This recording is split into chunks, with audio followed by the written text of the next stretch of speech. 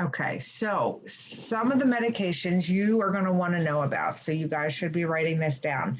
So you want to know about your anticholinergics. Okay.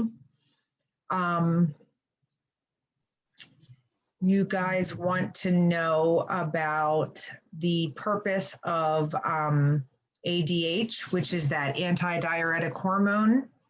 Okay. You guys should know and understand the functions of the pituitary gland.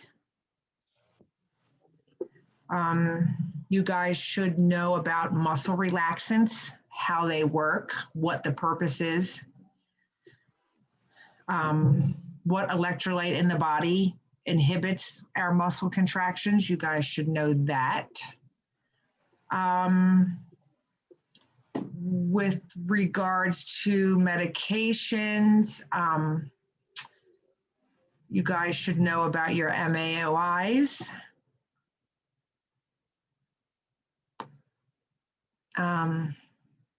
Let's see, carbidopa, aminoglycosides, which is antibiotics. You should know about clonidine,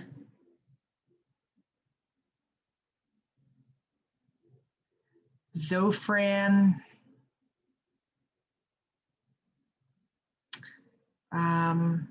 Metamucil,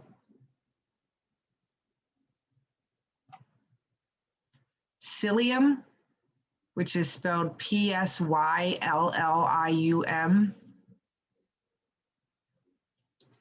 You should know about the anti-Parkinsonism medications.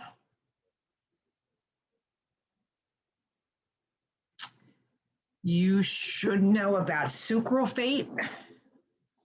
That was a medicine that we talked about back in medicines that affect the GI system. You should know about phenobarbital,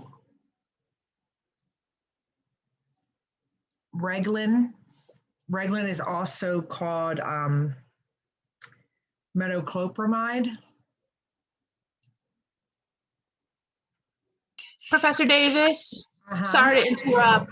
Patricia and Renee are waiting to be let in. Okay, thank you.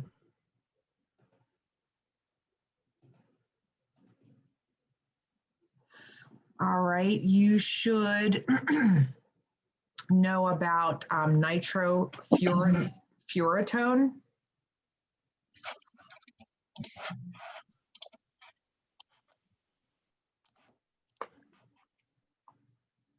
Levothyroxine.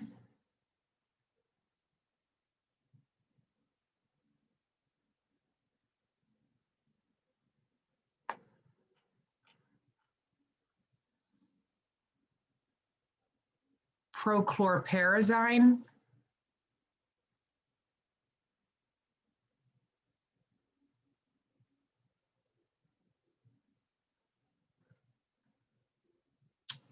I want you guys to know the risks for patients that are taking glucocorticoids. We had a whole section about that, about steroids. We talked about medications that you could use to treat inflammatory bowel disease, so you guys should know that.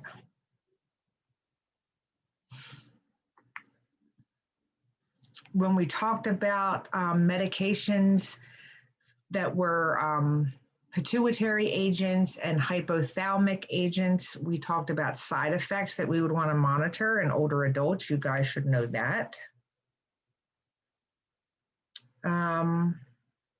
Okay, I got some more medications. So you should know bethanacol or uricoline. That was a one that we talked about with the GU system. You should know about polyethylene glycol, electrolyte. Lactulose, guaifenesin,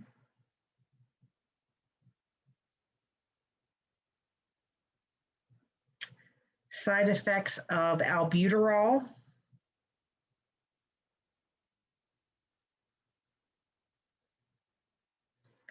Narcan, carvedilol.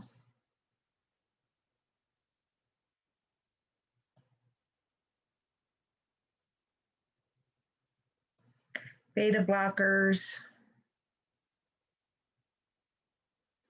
Calcium channel blockers. Lipitor.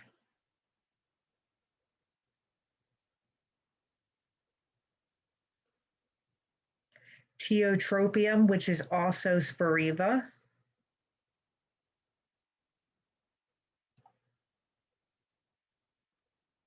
Losartan.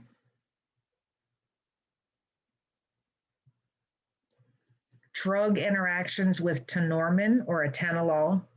Atenolol is another name for tenormin.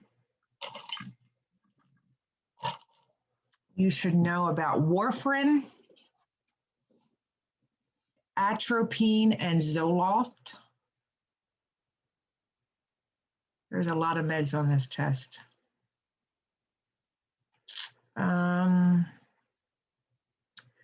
You guys should understand, we talked about a lot of medications that you can give to help with nausea and vomiting, but then we also talked about non-pharmacological things that we could do for our patients that had nausea and vomiting. So you guys should know that. You should understand the interaction between metformin and blood pressure. And the effect it would have on the blood pressure.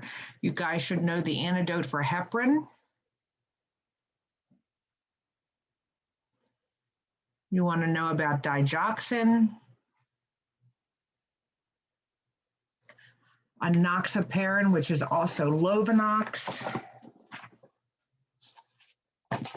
You want to know about propanolol.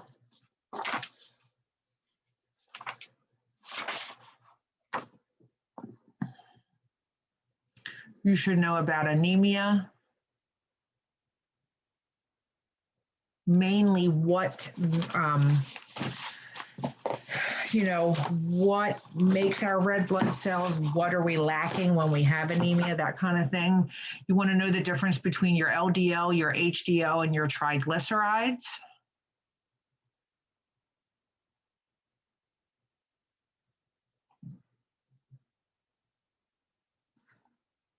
You want to know about goals of treatment for COPD.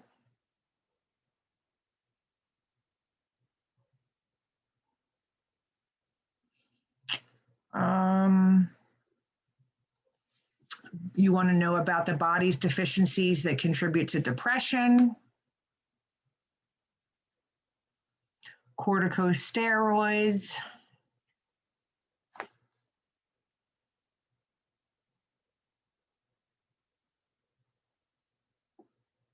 Teaching your patients about optimal GI function.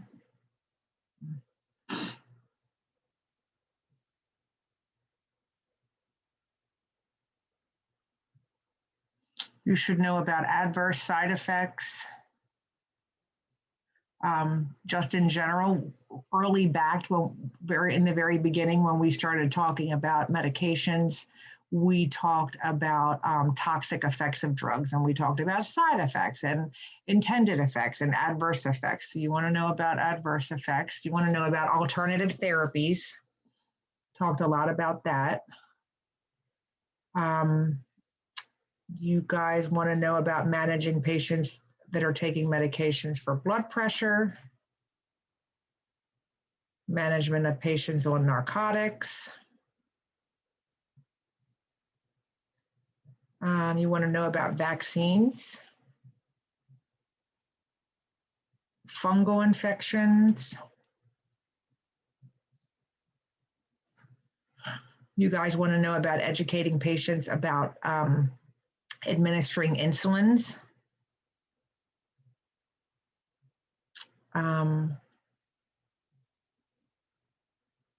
And then client teaching when we're administering those asthma medications like Pulmicort and Flovent. And then that's it for pharmacology. There are 6 dosage questions. There are 80 questions on the test. Okay, that's not all the stuff that's going to be on the test. There's 80 questions. I just skimmed over a few, but there are going to be things on there that we didn't talk about. So you need to study all your material. For the foundation exam, you guys are going to have 84 questions. Let's see. And for that,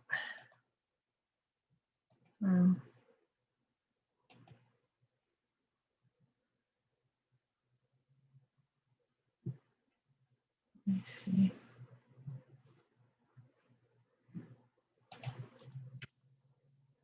Yeah, I'm just trying to pull up my stuff here.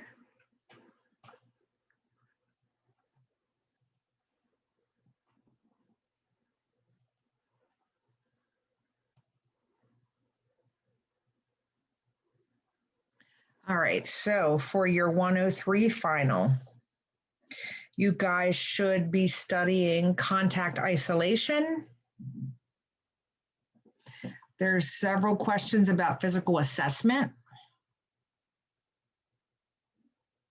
The side effects of tube feedings, hand hygiene, restraints,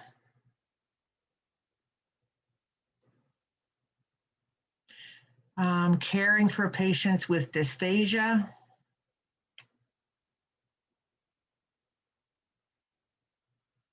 expected findings that you would see with diuretics,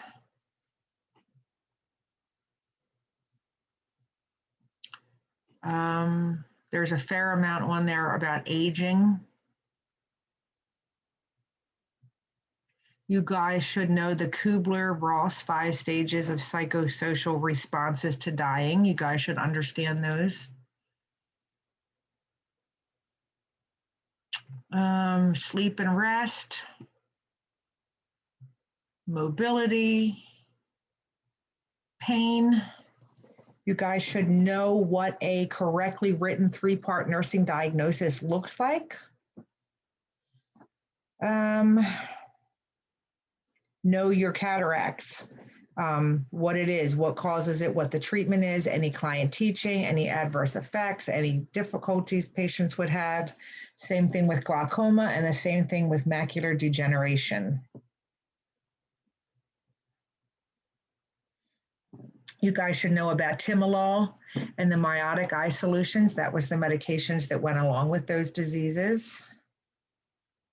You should know how to administer eye drops and how to manage patients with hearing aids. And that's it for 103. And then tonight's Jeopardy is going to be on 103. Martha Lynn, are you here? Yes. After we're done with this, can you hang around tonight? I just want to ask you a question. Okay.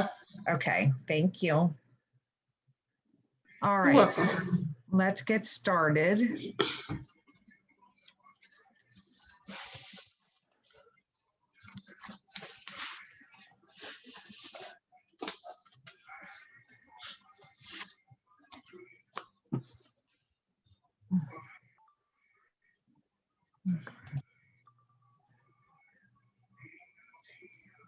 All right.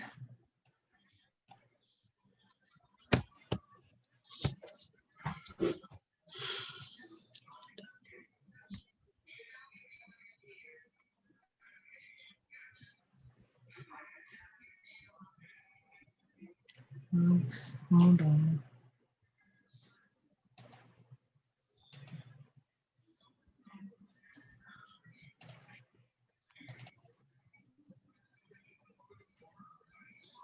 All right, are you guys ready? Oh, let me see. Need to see who's here.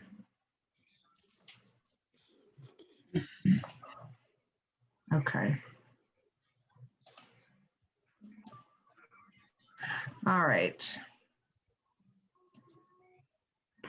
All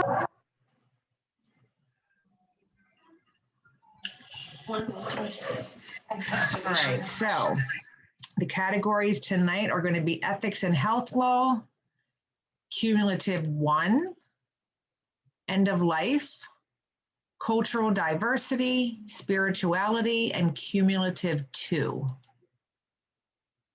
So let's start with Dina.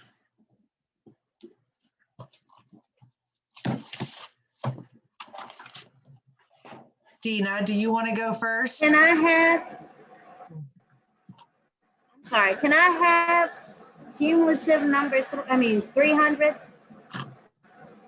Which one? Can you hear Cumulative me? 1? Yep, cumulative 1 or 300. cumulative 2? 300?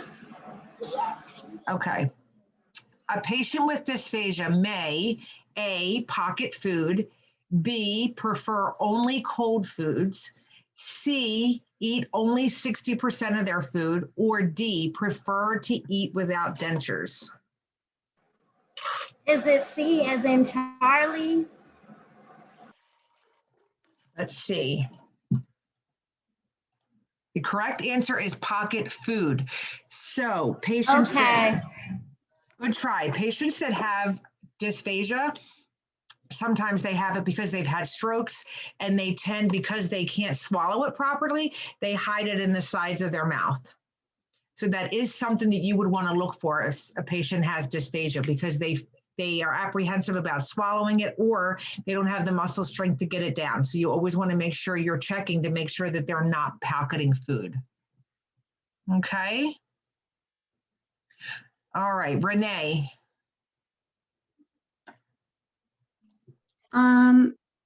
Can I have, I'll do end of life for 100. Which of the following can be interpreted as a belief in, that's not end of life. What happened? Oh God, hold on. Did I hit the right one? Yeah. I don't think that's end of life. Do you mind answering this one though? I don't know why that's in there. Sorry. That's okay.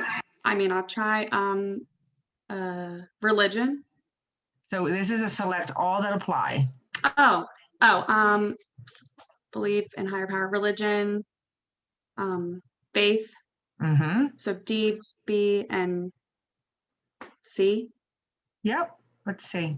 Yes, very good. So all of them are examples of a higher power. Might not be the same higher power to you and me. You know, you might believe in God and I may not be, but it is, you know, a higher power. So very good. Faith, God, and religion. All right, Martha Lynn.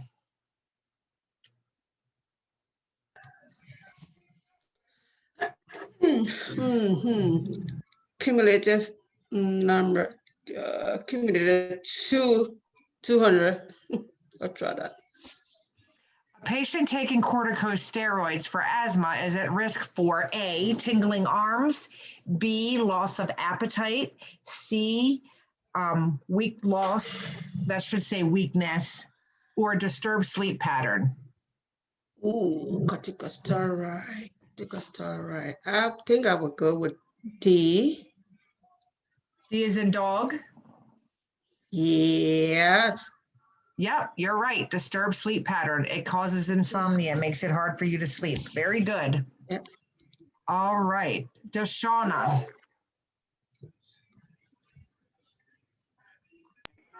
Yes. Can I do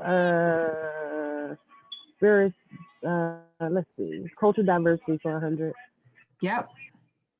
What goal of care would, these questions are backwards for some reason. I'm sorry. So this is actually end of life. So what goal of care would be priority when managing the care of a client in the end stage of their life? A, determining important activities and promoting rest periods. B, helping the patient pack up their belongings.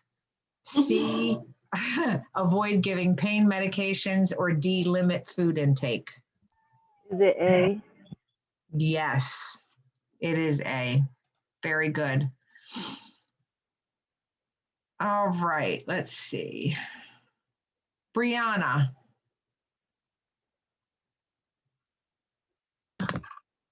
Oops.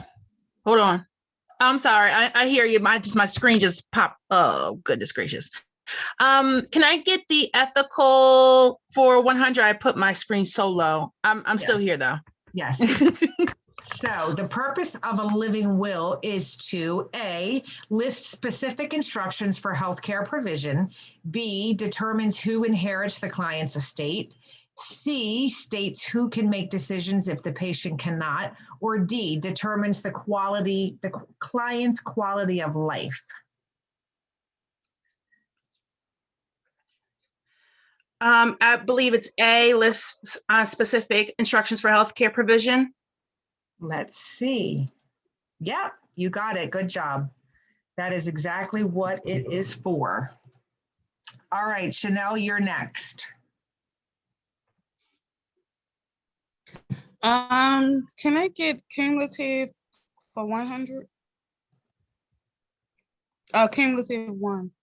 Okay, true or false? When a nurse is finished administering a subcutaneous injection, proper disposal includes recapping the needle and placing it in a puncture-resistant container. I'm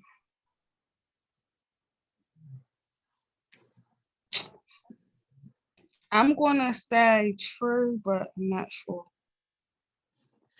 So let's see. False. Well, Never But recap a needle, right? but if you have the automatic recap, right? What about the automatic that you push out? That is a safety, not a Oh, recap. okay. Uh-huh. Okay. Yep. All So right. make sure you're reading your questions really good. So you're never, ever, ever going to recap, okay? Okay. Good job, though. All right, let's see. Kathy.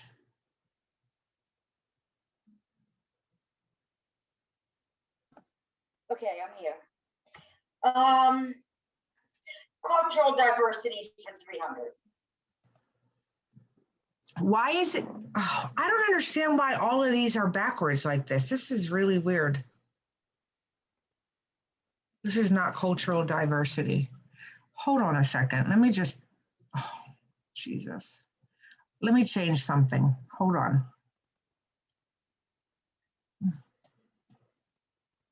I think that the two columns are just got switched for some reason. Hold on. How can I stop it? Let me see. I think, I'm sorry, guys.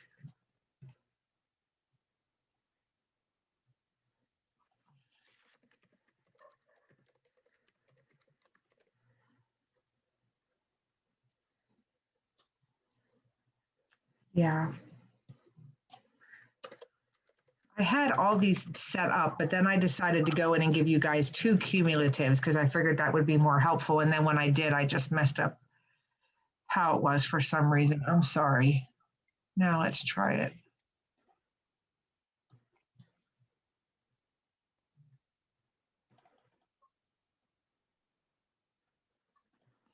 All right, so you said cultural diversity for 300, right? Yes, thank you. All right, there we go. When the nurse is providing spiritual care for the patient, one intervention would be A, preparing the patient room for a visit from a spiritual counselor by removing unnecessary equipment. B, hanging crosses on the patient's walls. C, encouraging the patient to only pray at night. Or D, providing tea and cookies as a nighttime snack. A.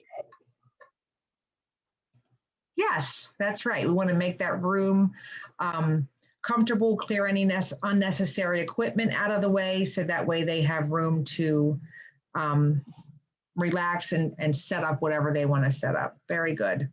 All right, Basola.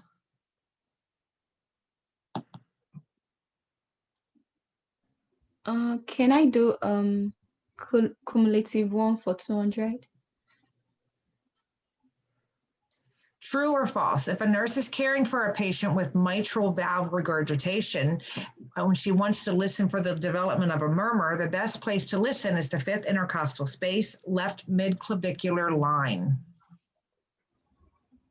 True. Yep, you got it. Good job. All right, Sophie.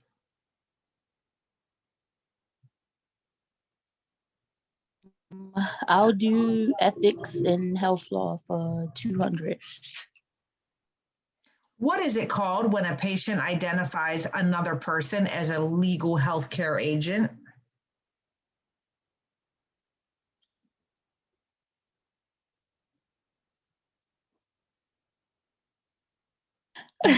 I got one word in my head, but I know that's incorrect. And I know it. I don't know.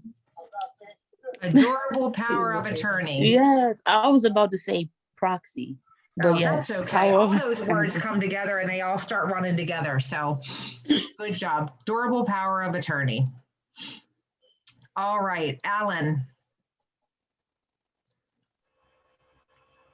Cumulative one, 400. How often should we monitor a patient that was placed in restraints for confusion?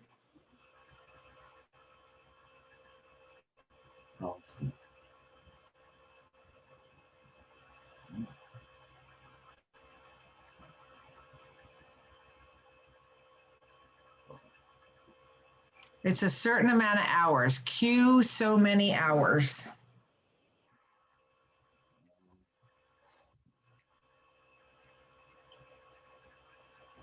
Every 2 hours?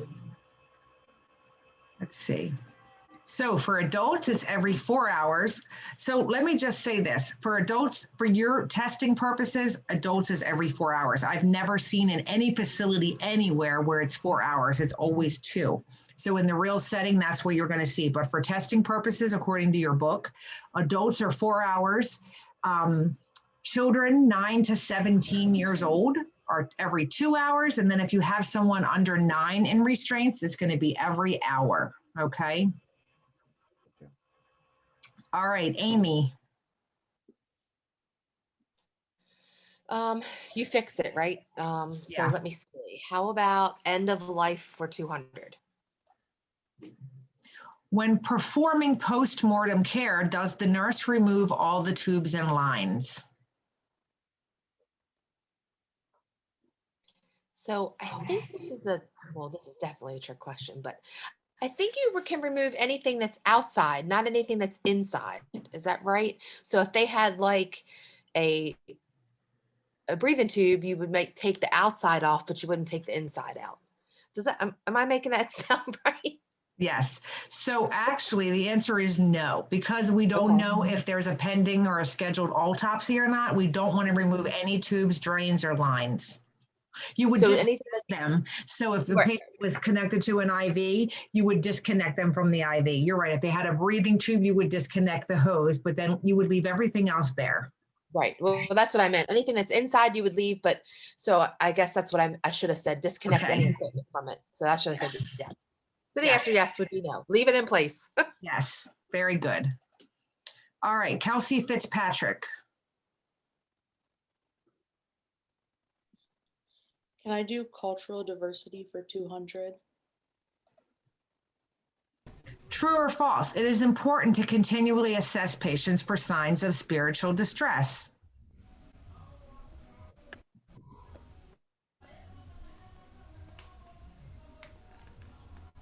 Did you hear me? I'm sorry. I didn't. Oh, I'm sorry. I think I might have moved it again. I said true.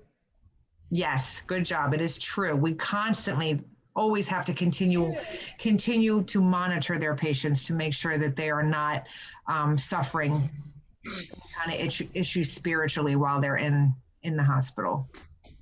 All right, let's see. Maureen.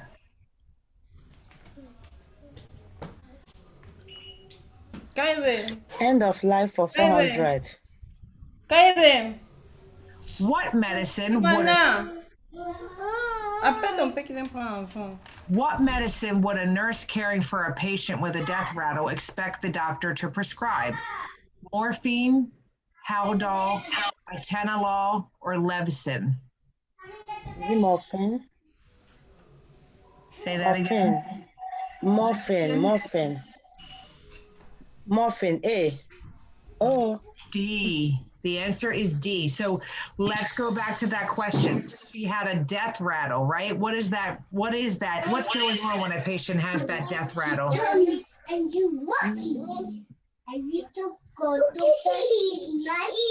Can somebody mute, please? What's going on with the patient that has that death rattle? Is it difficulty in breathing? Kathy, you got me too. Well, you're dying. It does, but that rattling that you hear is that buildup of fluid. So you want to give them something that's going to help diminish that fluid to make them a little bit more comfortable. Okay, so that's the medicine. Morphine would be ordered. We do that to when their respirations are increased and their work of breathing is increased, we give them that to help slow that down. Okay, but Levsin is what you would want to give for that particular symptom of the death rattle. Okay. All right, Verlina. Spirituality for 100. Priority teaching assessments for clients on an Indian reservation would include A, diabetes and fetal alcohol syndrome, nutrition and exercise, fluid intake and stress management, or environmental risk and cigarette smoking.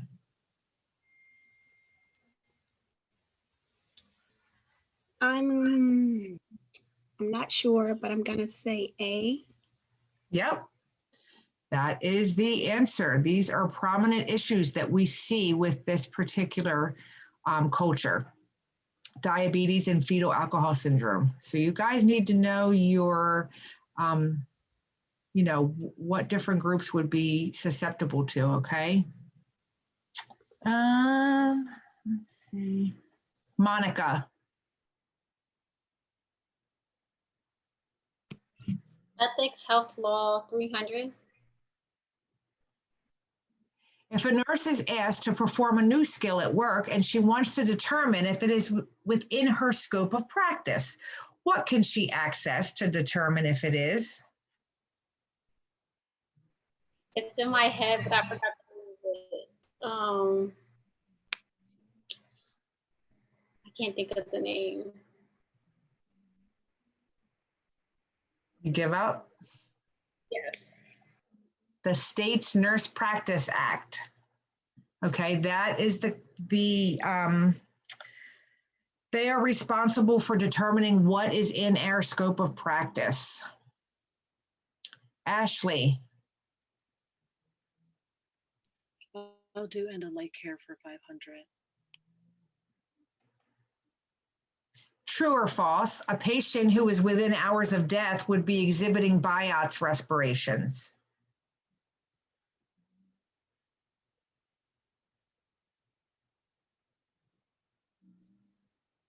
I'm just going to say true, but I don't remember BIATS. False. They would be exhibiting Cheyne-Stokes respirations. Okay. Okay. All right, Ryan. I do spirituality for 300. Spirituality for 300. Okay, true or false? Every religion has several characteristics in common. One of those characteristics is that they all have an ethical code that defines right and wrong. True.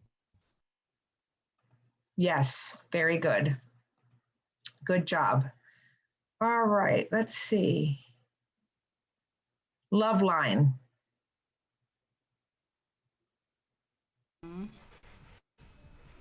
Cumulative 300.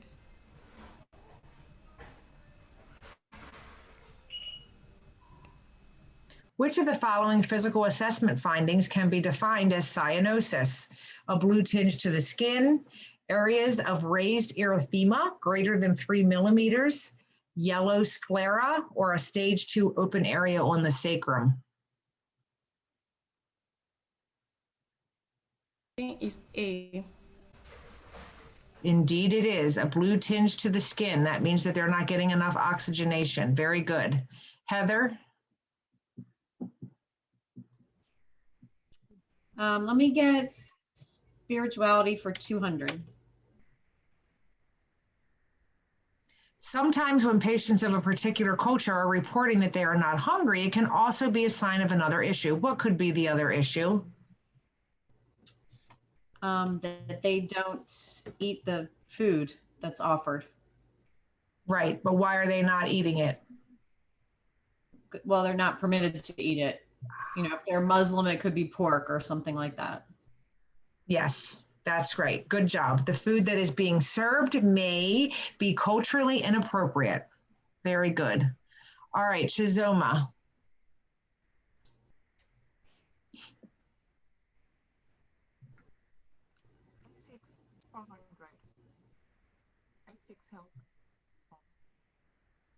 Shizoma. You said ethics and health. Oh, I'm sorry, I couldn't barely hear her. What is the principle nurses can use that avoids causing harm to clients in all situations?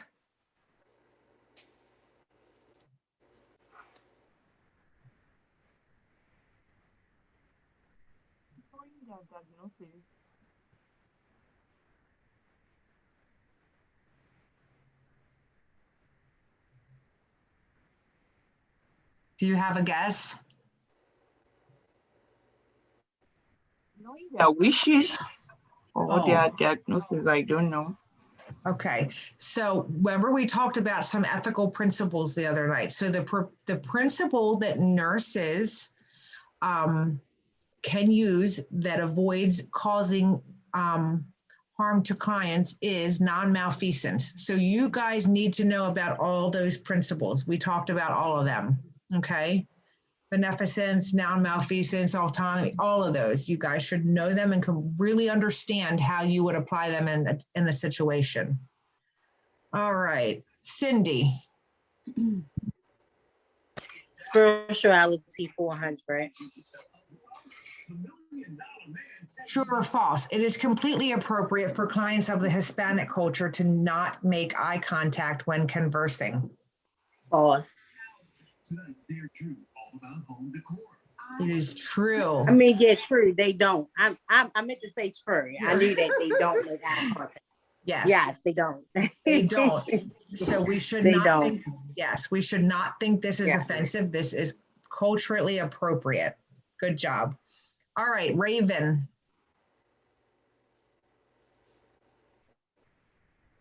Yes. Which one would you like? I'll do a cumulative 2 for 100. What interventions would be appropriate for a client with dysphagia? Encourage the client to lie down 10 minutes after a meal, administer all liquids with a straw, make sure that all liquids are thick, or instruct the patient to tuck when swallowing. Actually, this would be a select all that apply. Would it be B and D? Let's see, it's actually going to be C and D. So we want to make sure that all the liquids are thick, and we want to make sure that they tuck their head when they're swallowing. I forgot to put all select that apply. So both of them, those liquids should be thick and tuck their head when swallowing. All right, Deshauna. I'll do cultural diversity for 400.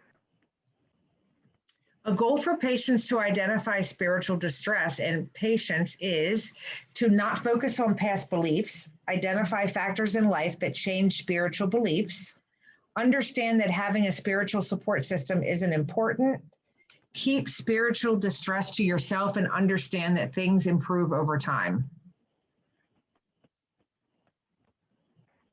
Maybe D.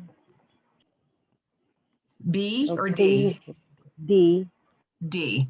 So we want our patients to be able to identify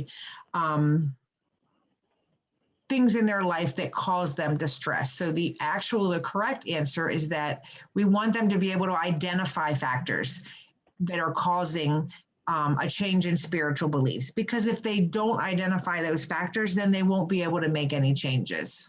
Okay, so it's important that we talk to them about what's going on and we encourage them to look at their life and identify factors that are causing them stress. Okay, good try. Tazra.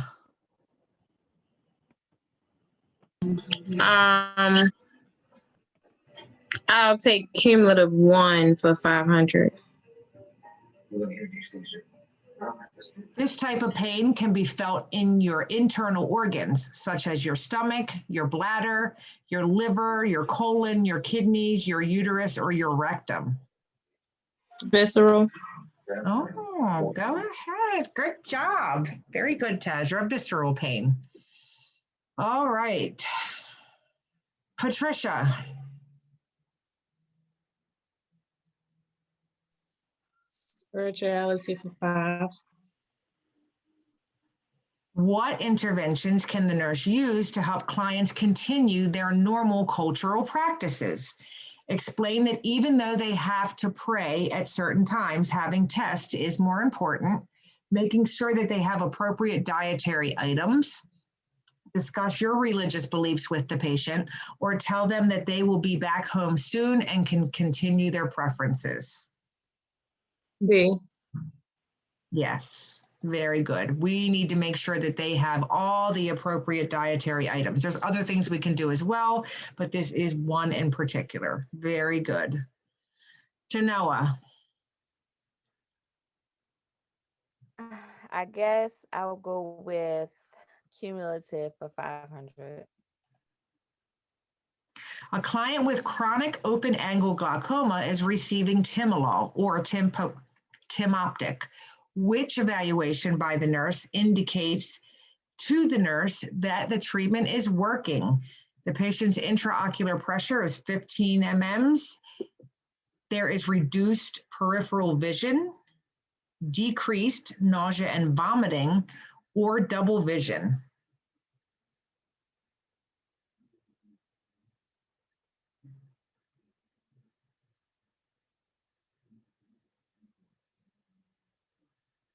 I would say A. Yes, that is the answer. It's going to decrease that intraocular pressure. Very good. All right, let's see. Has everybody been called on? Is there anybody I didn't call on yet? Lucy. Yeah. Cumulative 400. What is the proper order when performing an assessment of the abdominal region? Blank, then blank, then blank, then blank.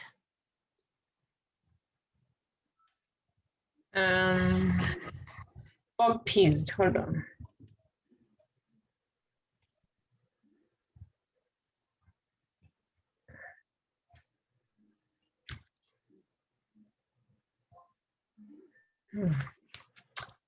I know there is observation, then percussion. No, percussion is 3, and then there is articulation 4th. I don't remember the second one. Maybe somebody can help me. Does anybody else want to take a guess? Like the quadrants? Yeah. No. I'm talking about what order you want to go in. Inspection, auscultation. Go ahead, Marvelyn. Carson and Puppy. Okay, inspection, auscultation. These two always give me a hard time. So I think the third is precaution and palpation. Palpation. Yes. Inspection, auscultation, Percussion Percussion, and then palpation. palpation. You always want to do Yep. palpation last, okay? Mhm. Okay. Palpation is always last.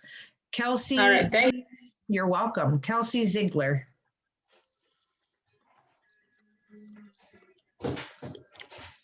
Can I do cultural diversity for please?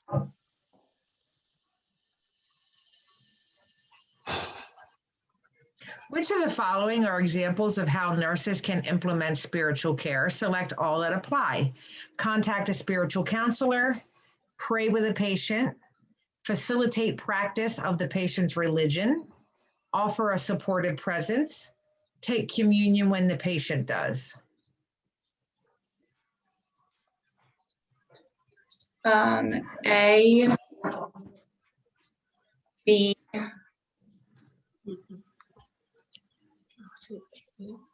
B, is it if they ask you to pray with them? Yeah, I mean, if they ask you to, then yeah. Okay, so B and D. All right, let's see. So A, B, C, and D. So you want to contact a spiritual counselor, pray with the patient. You can facilitate the practice of the patient's religion, okay? And you can offer a supportive presence. Good job. All right. Who did I not call on? I think I called on everybody. Let's see.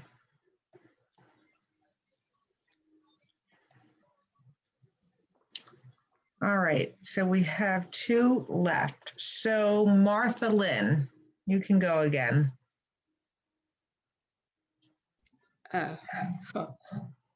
Ethics and the last one, because I didn't want there. This principle benefits the patient and balances benefits against risks and harm, and is described as doing or promoting good. Oh my God, how's that turn? Benefit the patient and balance benefit. Okay. I had to call this is it a benefit? How do you pronounce? How you call Yes, it? beneficence. Yes. Very good. Beneficence. Very good. I want to say benefit. Yeah. All right, we have one more. Let's see what the last one is. An example of a nurse practicing beneficence is A, administering pain medications to a patient in pain, B, taking a lunch order, C, documenting vital signs, or D, participating in bedside rounds.